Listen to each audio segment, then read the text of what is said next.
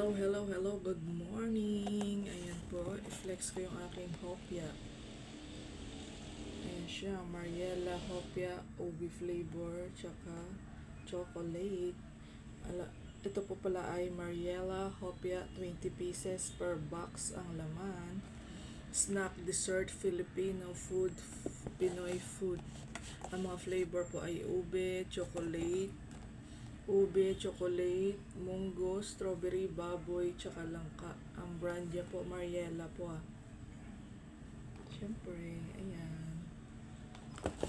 Ayan po yung laman niya. Ayan po, matagal pa po siya ma-expired. July 9, 2025. Ayan po. Siyempre, may bawas na to. Kaya pagkadating, tinikman ko agad. Ube po ito ube. Siyempre, tikman ko ulit. Ayan po yung laman niya. Ng ube. Perfect siya. Ayan siya. Masarap. Pwede to perfect. Pwede to siya, parisa ng kape. Yes.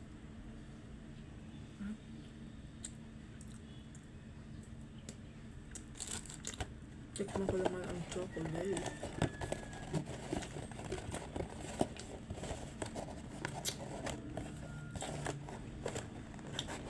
Masarap po siya.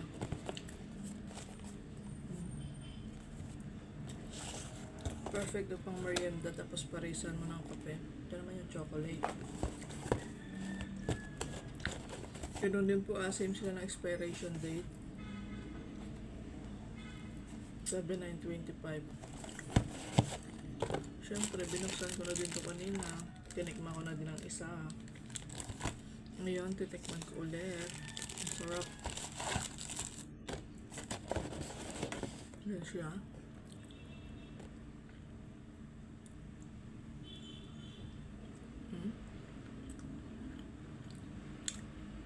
Ang sarap na pagka-chocolate ng open na to.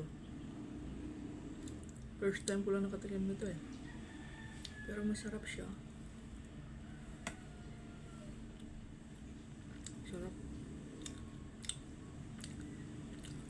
Masarap to pang merienda.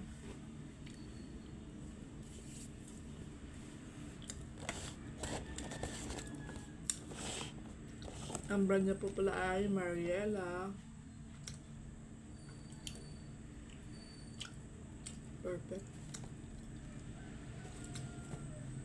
Perfect. Sarap.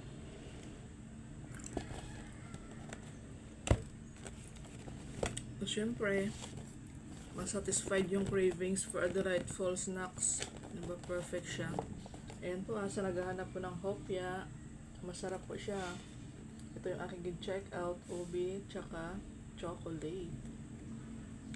20 piraso pang laman ng isang box.